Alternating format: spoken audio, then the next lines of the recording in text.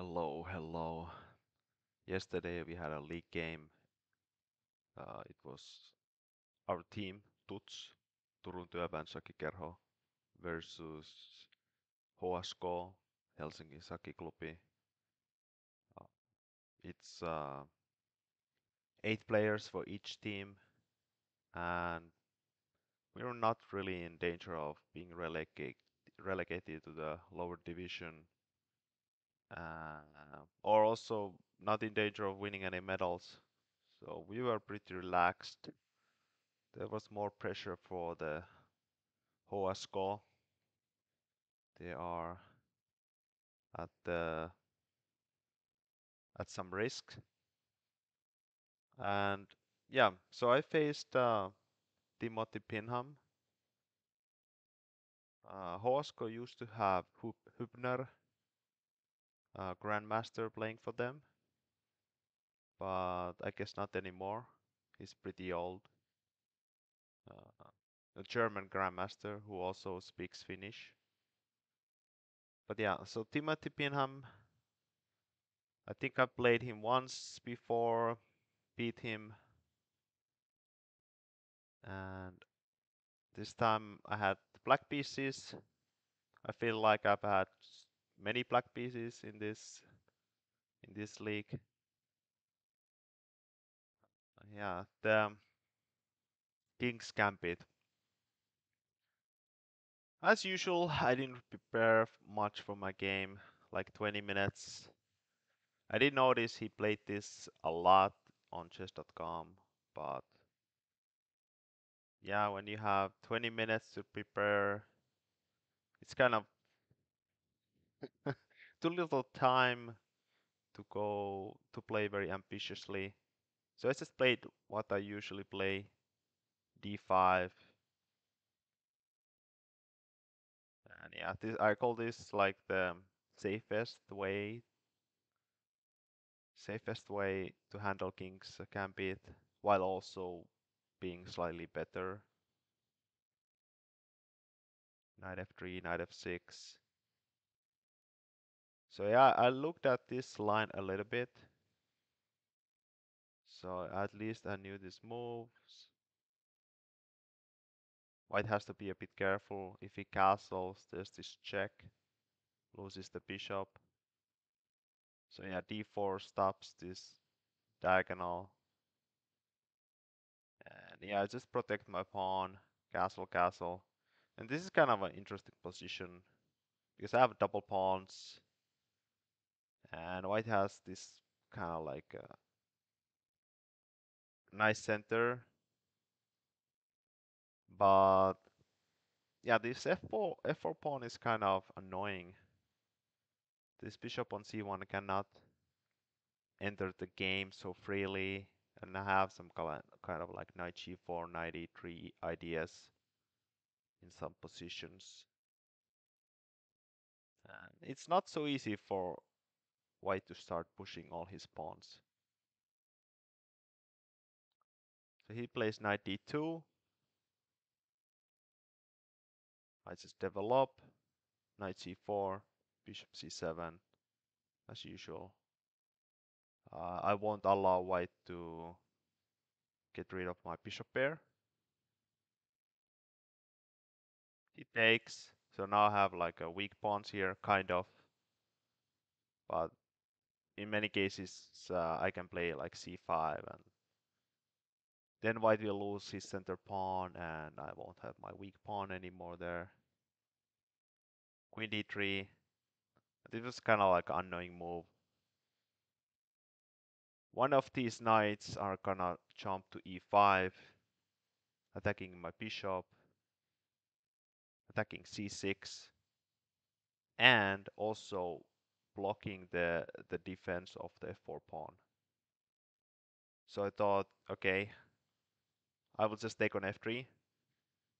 It kind of felt weird to do this, but I just didn't see any other way.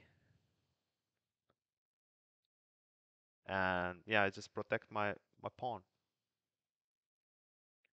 Bishop d2, rook e8, rook f1, and Yeah, it's kind of interesting. Interesting moment. I thought for here for a long time. I was thinking about playing Queen E7, Rook E1, and then Queen G5, and Queen G5 immediately. Spend a lot of time between those moves. Couldn't really decide. But yeah, Queen E7, Rook E1. There's gonna be like a lot of exchanges, Rook exchanges. So it's not so impressive for black. So I played Queen G5 immediately. Felt like this one had more winning chances. But this move, unfortunately, kind of, yeah, makes the game easier for white. So there was an interesting move here, f6, which makes sense, but I really didn't even consider this. So basically this stops knight e5 ideas. It stops all kinds of X-ray attacks against my f7 pawn. I don't have to be worried about g3. I mean, I guess that's positionally it looked kind of weird, like rook h3. Somehow this maybe felt weird to me. But yeah, like I said, I didn't really consider this move at all. Queen g5, knight e5. And here I thought I could just win a pawn, which is exactly what I did. But bishop c1 and things were quite tricky here. f7 is dropping. He has kind of like rook h3 ideas too. And I thought for quite a long time, couldn't really see anything, and I played queen b5, a safe move. So I missed some things here.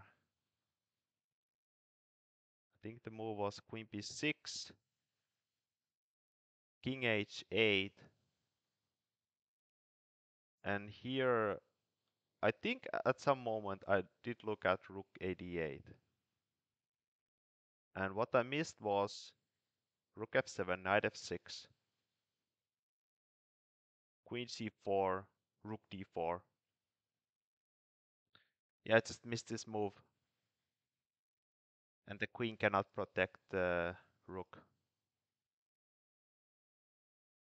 And because of this, white cannot take on f7, so black can play for a win.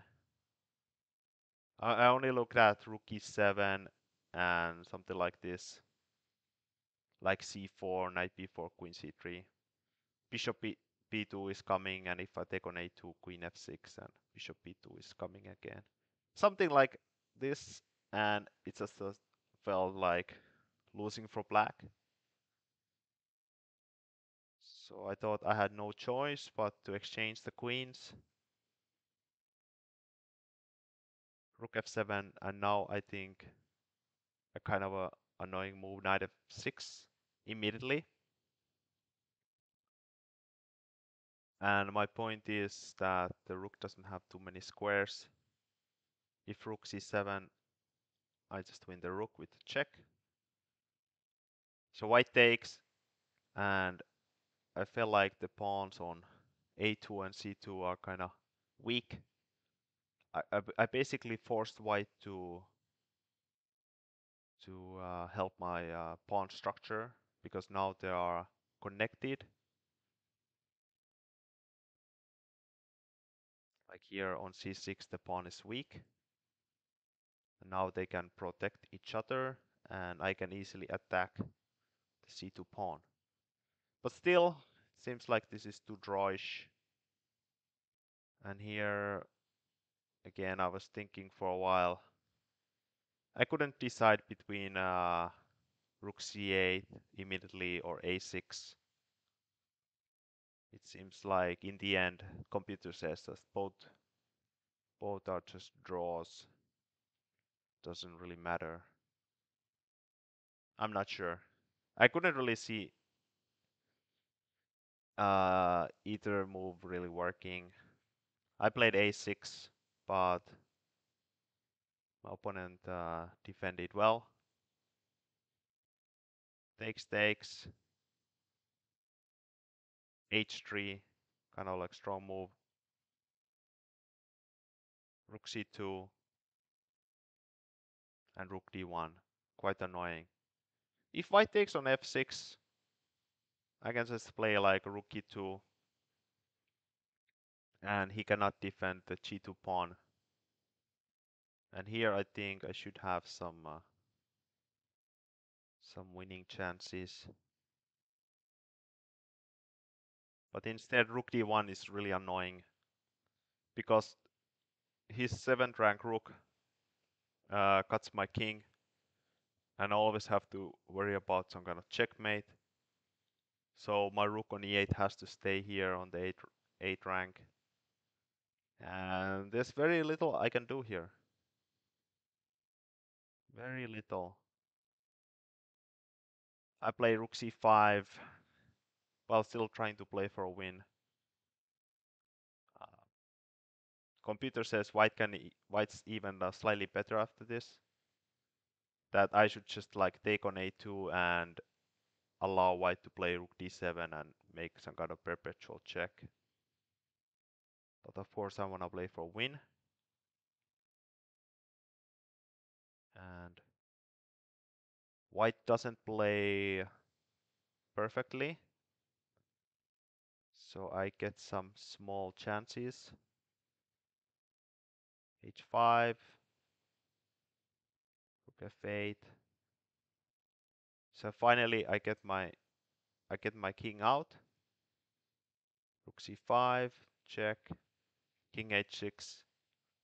Maybe a small mistake. King h7, maybe slightly better. Rook a6, annoying move. g5 might be a move. King h7. Now a5 is falling. Yeah, there's really nothing I can do. I try f5. Take a few checks. Rook g4. And yeah, this is, I mean, rook end games, especially with so few pawns. Yeah, there's really nothing you can do. I try, of course, for quite many moves, but in the end, in the end, there's really nothing. This was my little trick, very, very little trick. Idea is this: check king e6 if you take. I have a check, king e4, rook g4. I win the rook, but of course my opponent doesn't fall for that. And instead plays a4. And now I actually I start being in trouble because his pawn is faster than mine. And yeah, I basically push the king, the white king, where he wants to be. Now the white king is helping his own pawn promote. And the king is like escaping here.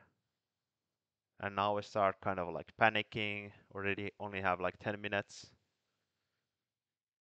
I play king e7, and I'm kind of happy that he just he was happy with the 3-fold too. There were some chances white could have continued. It should be a draw, but white has well, let's say better chances to win than me. But yeah, overall a pretty decent game. But yeah, kind of boring game in the end for King's Gambit.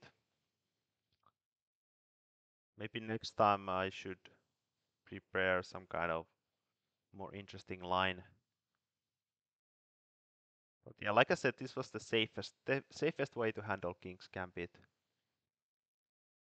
But against the lower rated opponent, it's not ideal. On the second board, we have Jari Järvenpää against Josenori. Josenori has won the Finnish championship many times. I don't remember exactly how many. Maybe 5. International master. Nowadays, not so strong anymore. But you know, that happens to everyone who gets older. Even a guy like Viswanathan Anand has lost some strength. He's not like part of the absolute top anymore like he used to. He's not like number 2 on the rating list. He's still very high, but not like exactly that high. So yeah, this kind of move order is kind of interesting. B3, knight f3. Usually, if white wants this, he starts with knight f3 to stop e5, and then after d5 plays b3. The idea of this might be that, for example, here, if you play the normal bishop b2, there's this bishop g4 move with the idea of doubling white's pawns. White can play like f3, h3, but if white wants to be solid, maybe here white can play like knight e5 or e3 to avoid that line. So it's kind of like interesting move order. I think it's a very rare move order.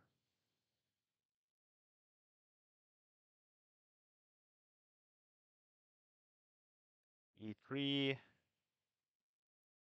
again, kind of interesting. Not the only move. There were other options. For example, Toivo Kenenen, I think, likes to play like d3, g3, bishop g2, knight bd2, something like that.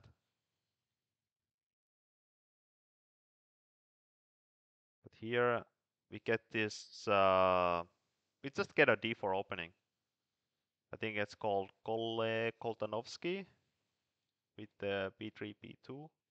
It feels weird blocking your own bishop, but it is playable. Knight d4.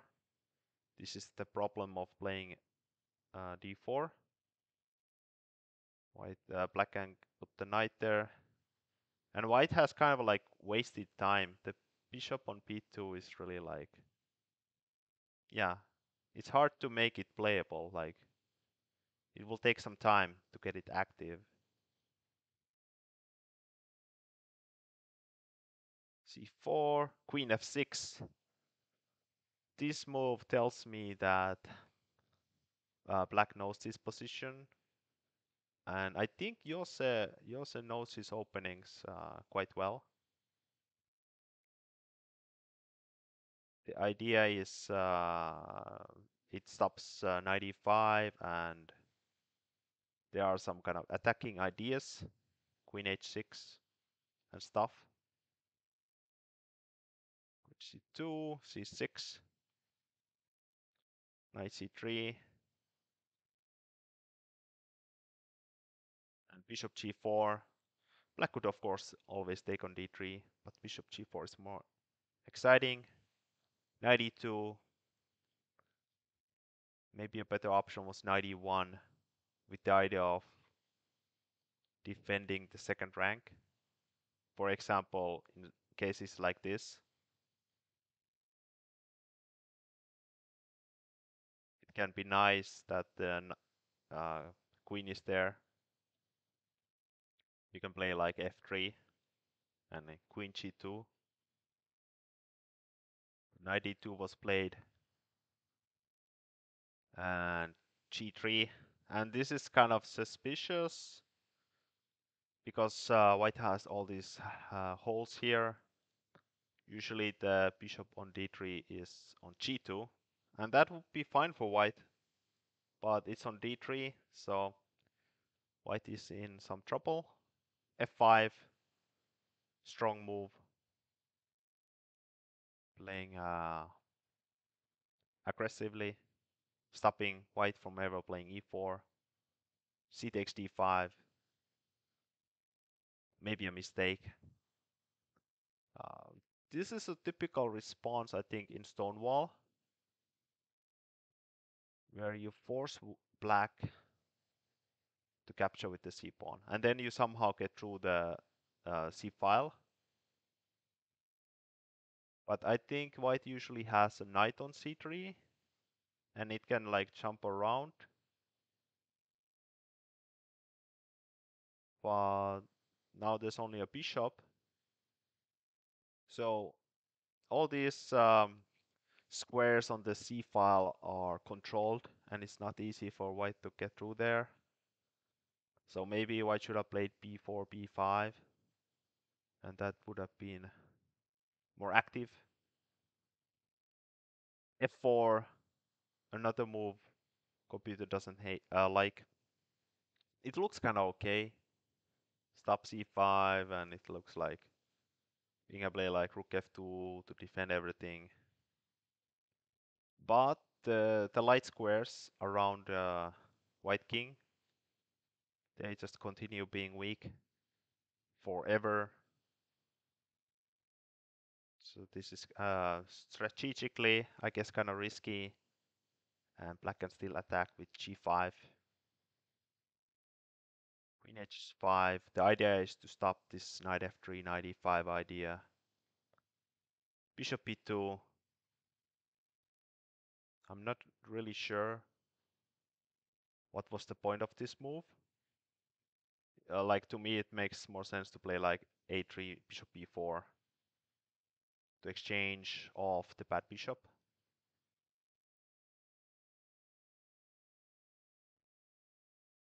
And yeah, white just plays passively because there's not much he can do.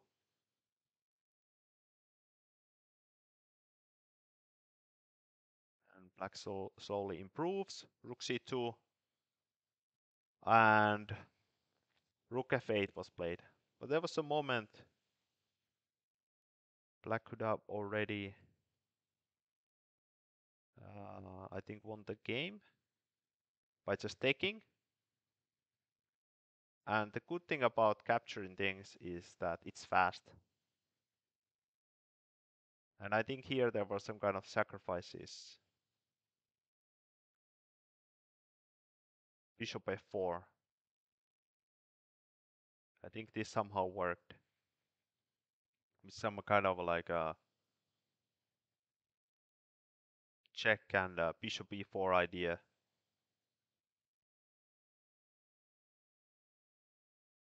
The knight on b1 is in trouble. And white also has to defend the bishop because there's gonna be mate.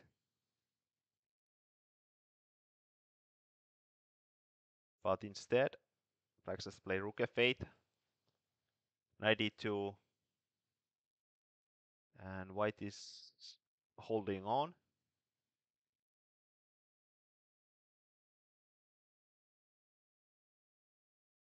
And now this happens. And now black takes.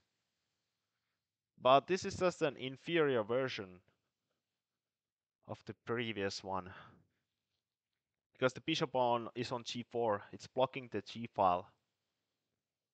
And yeah, Jose just miscalculated something.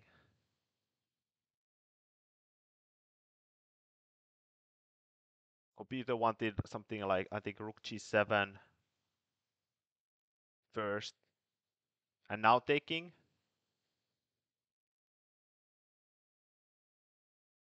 Now you take, and there was one funny line here. Bishop d1, very accurate. King f2, queen h4, king e3. Queen e1, winning the queen.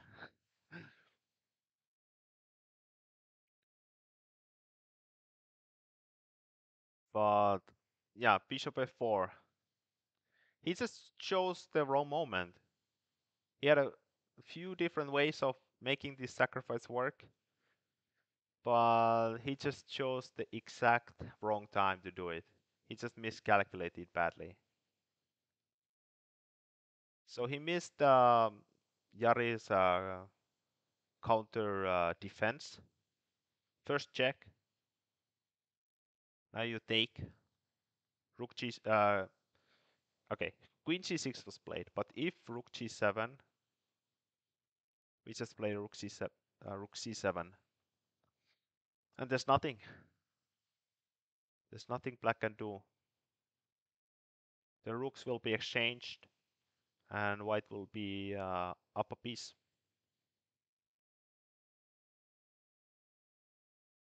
And if you go back a little bit, the reason why rook g7 works is that bishop on d6 is stopping rook c7. So if check king h7, white cannot play rook c7.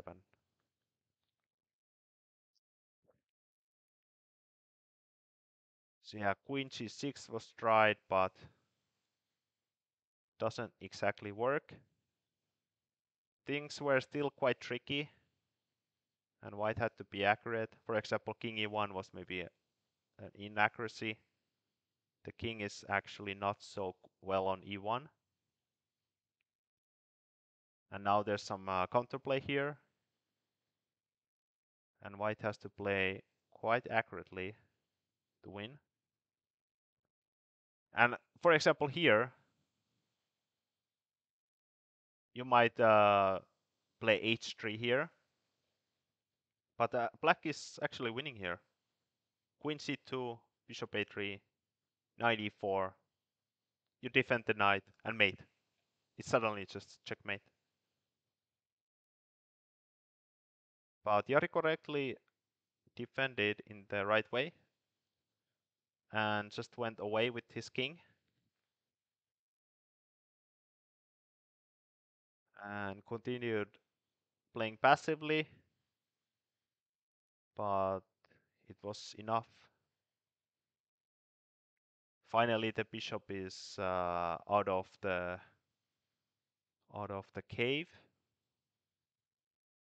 and the moment white gets his pieces slightly active, he will win the game. The queens are exchanged, and now the game is just over.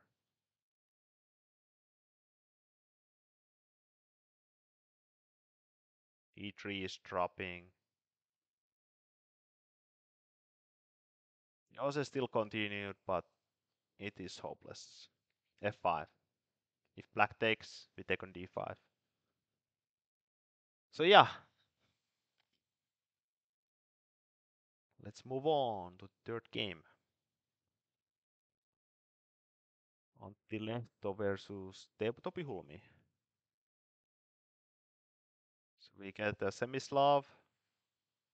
Teemu plays this often. Bishop d2. Interesting move. Not sure if I've ever seen it. Bishop e2. It's kind of strange. Why do you play this both? I would think here white would play something different, like castles long. But he just plays bishop e2. Just a strange combination.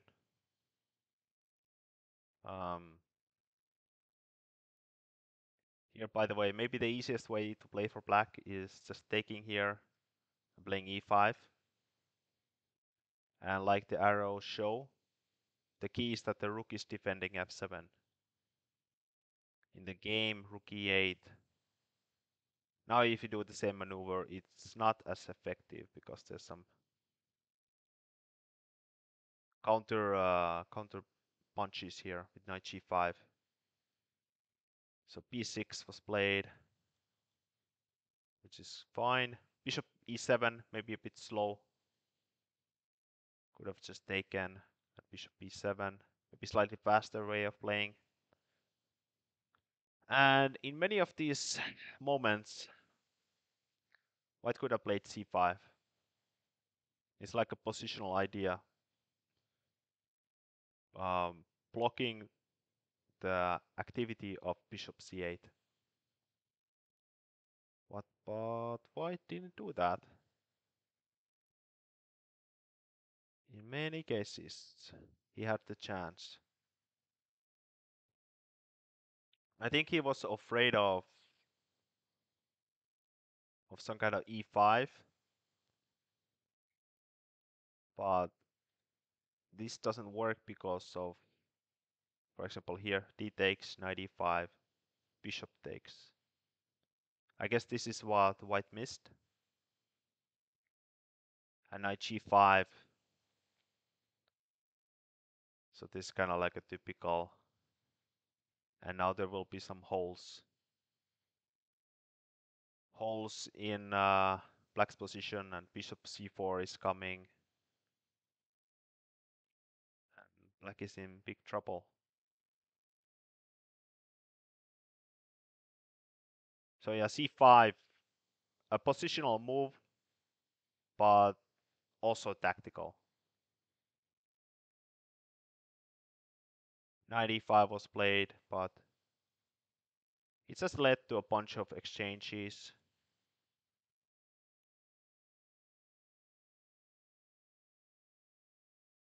And black is maybe a bit better here because he controls the d file, and black is attacking a pawn and white is just defending it.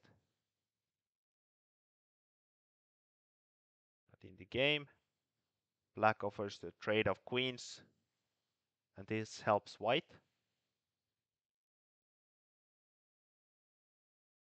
White is quite happy to exchange.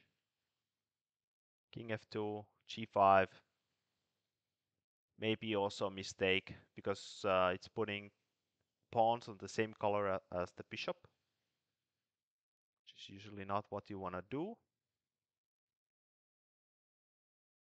The game ended in a threefold, but maybe white could have played for a win for a little bit. Some kind of h4, like g4. And yeah, play for a little bit. Yeah, even though e5 is weak, so is this g5, h6 pawn structure here. But white was happy with the draw.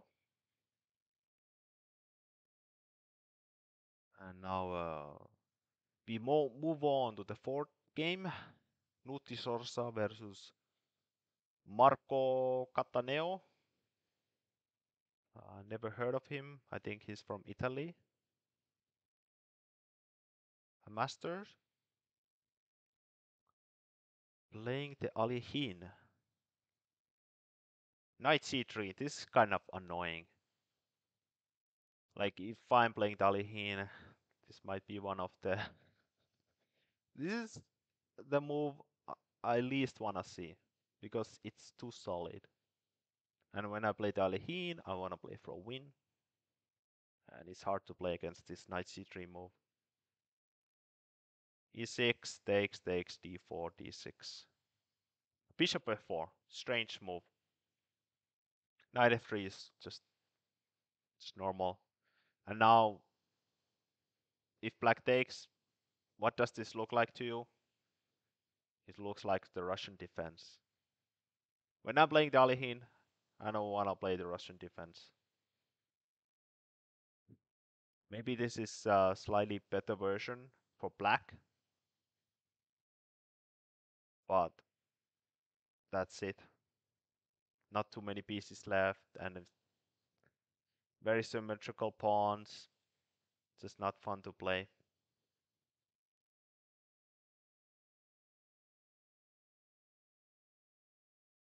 But bishop f4, yeah, somewhat strange. White is like, it feels like white is trying to play for win, but it just doesn't go well with playing knight c3 on the second move.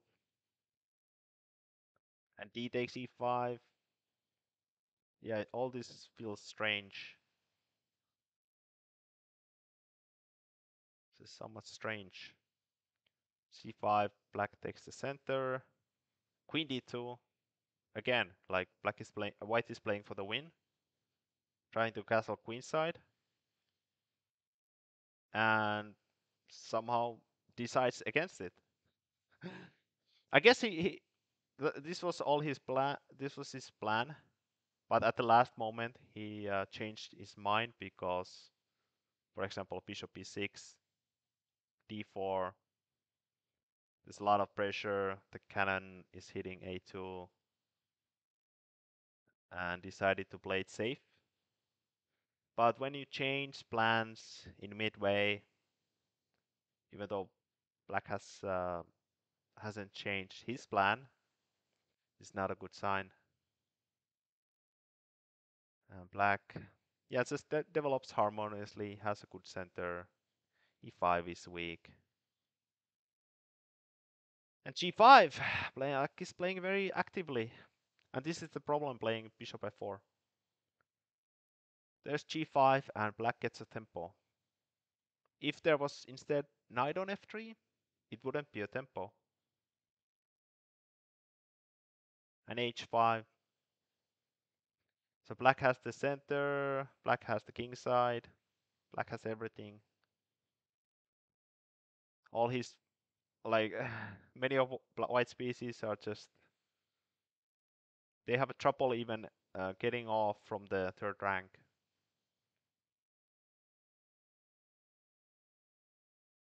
One interesting plan for black was c4, bishop c2, d4, with the idea of winning the queen. And if bishop e4, you exchange the bishops, like castle queen side, attack g2. It was maybe very powerful. Queen c7 is still okay. Rook g8, g4 is coming. White panics, plays g4 himself. But this is obviously, there's no shelter for the white king anymore. Knight g1 just looks terrible. d4, now it's coming. Rook d1, an inaccuracy. Because suddenly, knight e2, defense c3. Here, queen a5 first. It's like the basic rule. You don't exchange because quite often it helps the opponent. And in this case too, castle. And white is actually still holding on somewhat. f5. And white miscalculates something. It was still possible to hold on, kind of, and just play this position. And yeah, there's some hope. But instead, he played knight e4. Looks like an active move, but black just takes. Check. Queen f5. Threatening mate, threatening the knight. And the game is finished. So pretty powerful game for Marco. A few mistakes, but you know, we all do those things. And Matti Kauranen versus Larry Linden. Larry has had a lot of black pieces during this season. He's a very solid player. Just makes a lot of draws. And likes to play passively. Doesn't know his openings well. Because he doesn't like studying like most chess players. So yeah, exchange Slav. It was before thought to be like a just like a drawing weapon, but white can also play for a win. if he wants to.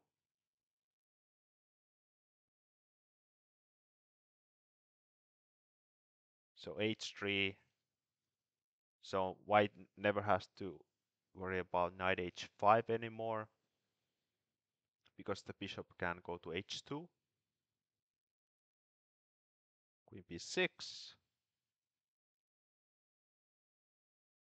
Larry has his own mechanism. It's kind of like a funny mechanism. You put all the pieces on the queen side, do this little maneuver. The idea is that maybe there's some kind of knight a4 idea. So this one avoids that. Also defends all your bishops. And basically black is like waiting. Let's exchange something. Knight e5. Bishop e8. If you take, there's d takes e5. And the knight is kind of passive on e8. So you play bishop e8 immediately. And now black wants to trade because the knight can go to d7.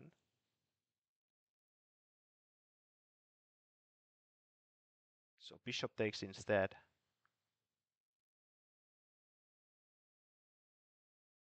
And nothing much happens. Everything gets traded. Yeah. I guess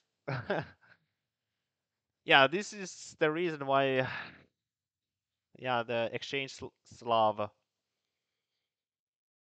has this reputation of being a drawing weapon.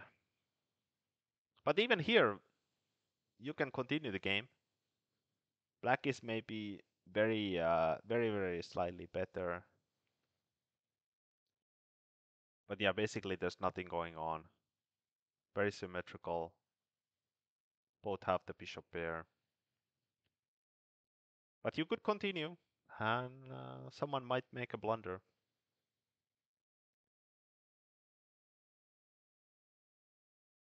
So here we have Rals Byggmaster versus Jyrki Parkkinen. And yeah, so our league game was played in Turku, which is our home city. And Lars only plays in Turku. So here he is playing. His favorite London.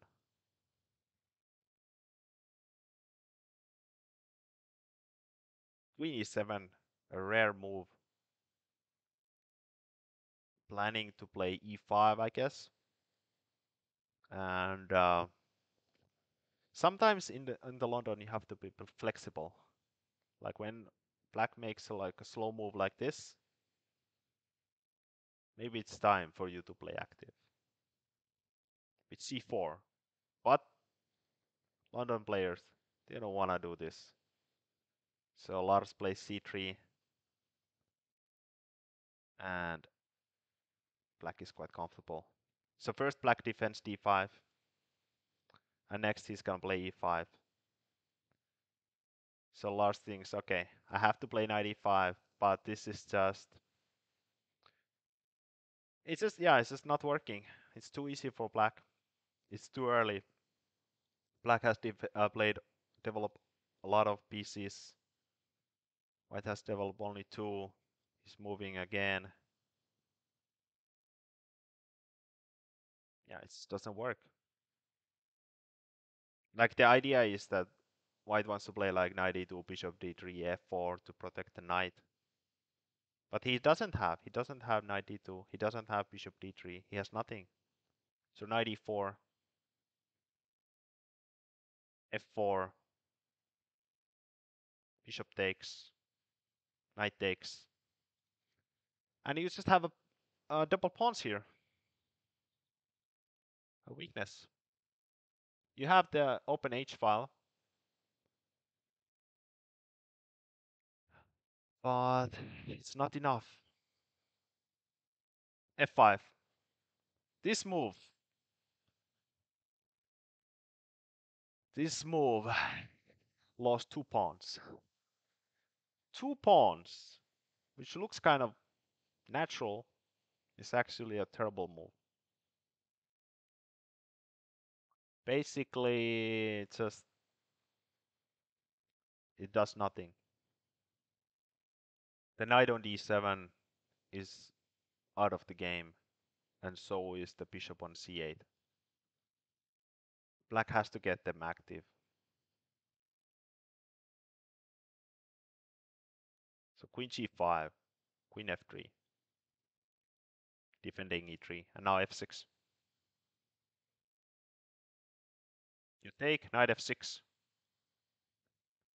Black can castle, use the f-file, knight e4 is happening, knight g4, e5 is happening, and then e3 is especially weak.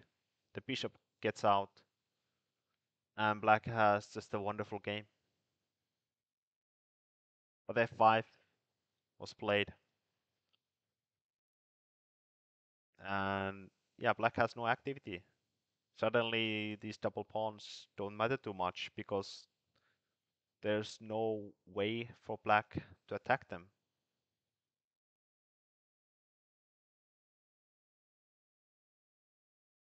Castle short, maybe also a mistake. Now white is ready to play like g4, for example, to blast open the diagonal. Black tries to attack, but the kingside attack is faster. g4, a3, king e2. You keep your king in the center because that's where it's safest. The queen side is going to open. The king side is already open, so you keep it in the center. Everything is locked. Your king is safe. Rook a7. G takes f5. Maybe a mistake. Helps black maybe a little bit.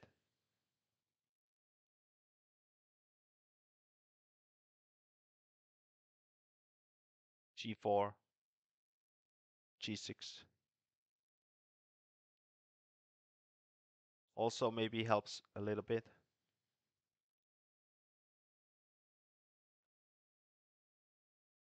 Like this bishop on c8 has been locked out of the game for a long time. And with these exchanges, the bishop gets out. There was like a way of playing like this, like you play queen g3, knight f3.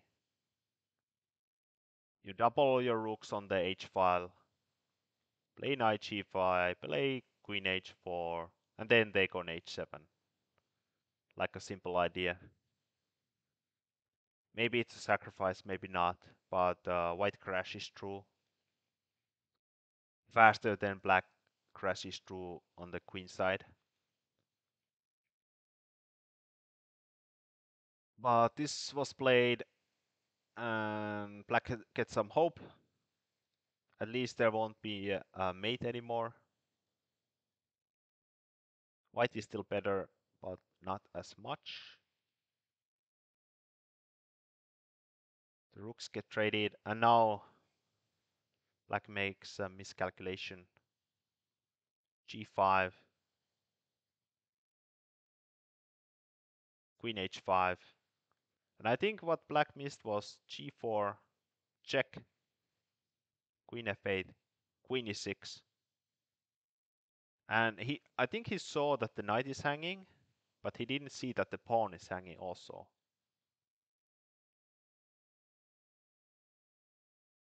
So here, there's not much black can do. You can play h6, but that's also passive. And we have like e6, and the pawn is promoting. So queen g6 was played, blocking the queen, but this just loses a pawn. And now it's an easy game for white. And yeah, white just pushes the center pawns and it's finished.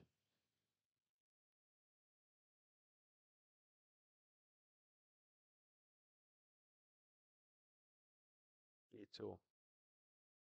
If c2, just king d2. The pawn promotes. Seventh round. Matti Uimanen versus Tero Salapää. This is Tero's first game in this season. He hasn't played much. He has been in some surgeries, but now he's back. And now that the game was also in Turku, it was a nice time to come back.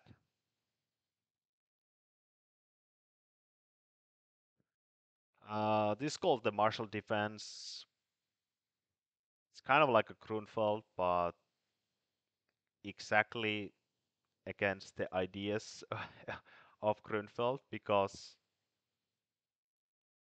white gets to play e4 and the black knight has not nowhere to go. In the Grunfeld, black can take the knight. So here white will just have a knight center with easy play. Tero, yeah, Tero doesn't have good openings for black.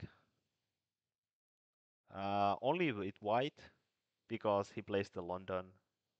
You know, it's a system opening, and you're white, so you can just play it against anything. But with the black pieces, he doesn't really have anything, and he just plays some kind of like random crap, like the martial defense.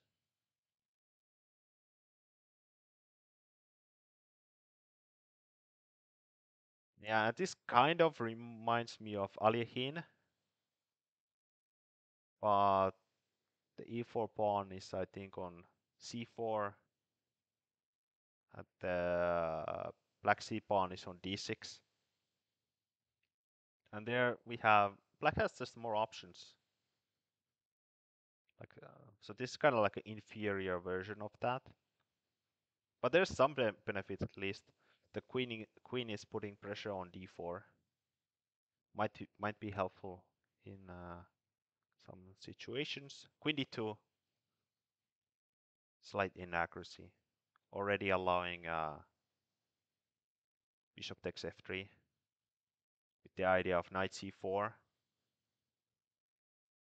Now white would have double pawns, so white should take with the g pawn, also double pawns, but at least have the bishop pair.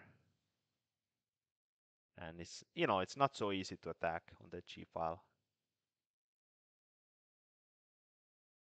Knight c6 was played instead. Queen c8. I like this plan. Creative, I would say. Rook d8. Putting pressure on the d file. Knight e5. Bishop takes e5. A mistake. f3. Positionally, looks weird. Like white has the bad bishop, so white should trade it. But the thing is, the bishop on d7, it ain't pretty. It ain't pretty. And there's even like a tactical idea here. a4. The knight cannot even escape to d7 because the bishop is there. If you play a5, then black can't play c6 because knight is hanging. And if you take the knight, well, your dark squares are completely weak. And white is just gonna, you know, crash through.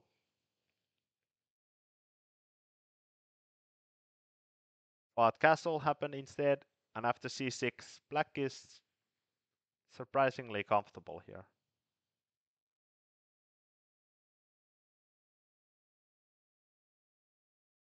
Could have taken with the queen, with the same idea. Use the dark square weaknesses around black king. But index b takes, and white just completely crumbles here. Crumbles down. Misses the tactic.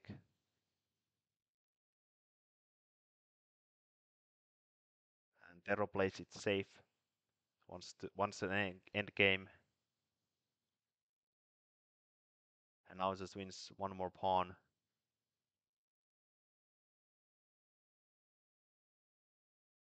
Takes all of white's pawns. Safe move. You give back the exchange because black is up what, like 3 pawns.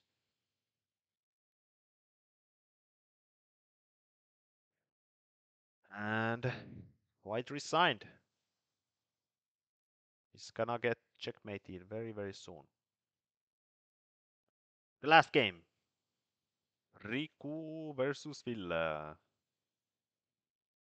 It's tough to prepare in the last boards. It's much easier to prepare in the higher boards. There's just too many opponents you can face.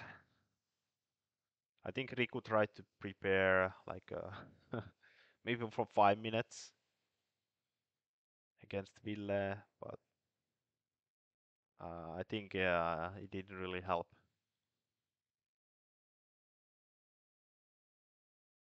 This looks like a good way to play against this kind of like ghost Sicilian.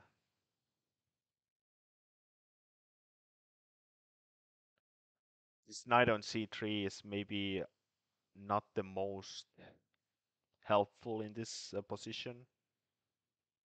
Maybe white would like to play c4 or like bishop d3.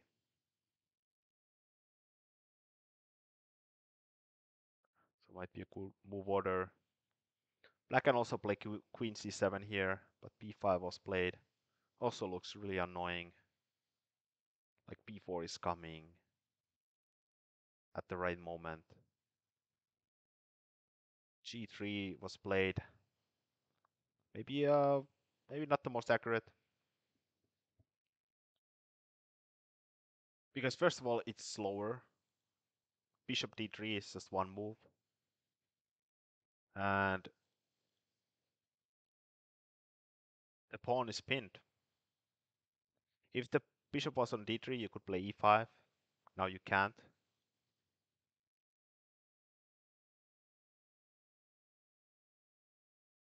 And here, Riku miscalculates something. Or maybe misses the idea completely.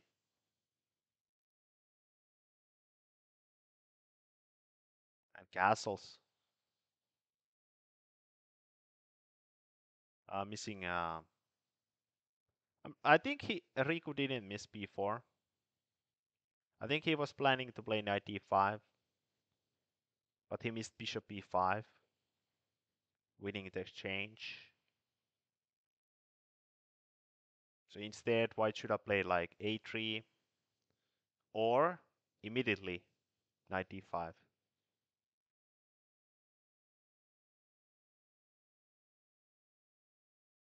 I mean, with the idea is if black takes, we just take back and then the bishop. But yeah, b4 happened. Riku tries e5. But black just takes. Takes. And black is up a pawn. Simple as that. B takes c3. Natural. But another inaccuracy. It kind of actually helps black stabilize the queen side. The queen will be active on the queen side. At the moment, it's kind of like locked away. So if white wanted to fight, he had to find some accurate moves, like rook b1, rook d1, attacking d7. And for example, if black plays d5, now you take, with the idea of bishop b2 now. So it's like a waiting game. Wait for the right moment to take on c3. But yeah, Riku did the most natural moves, but didn't really work. And black just castles, and he's up a pawn. And white pawns are weak. So it's not looking good. Rook c1. Not the greatest. White is just playing like a defensive game here, and he should go for activity. Rook d1, just more active, putting pressure here. Rook b7 is happening, but rook c1 instead.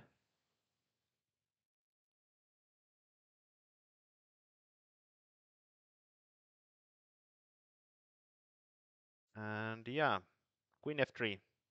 Again, I don't know what Riku missed. d5. The pawn is pinned, and the tactics don't work. Riku tries rook b1, but we just take. There's no checkmate. You can play rook b7, but just rook f8. Defends everything. And slowly black will untangle himself and win the game. Queen a3.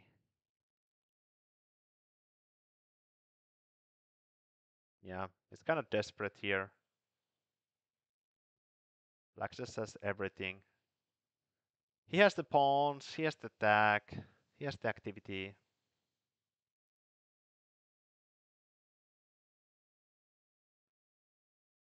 And it's gonna be checkmate very, very soon on the next move. But we won the match, so that was nice. And now we are at least 100% sure that we won't be relegated. HSK is in danger. And yeah, it's kind of looking like that. But you never know, there's still 2 rounds to play. And yeah, that's it. See you later. Bye bye. Oh, maybe actually I could also show the final standings. I forgot to. But yeah, now bye bye.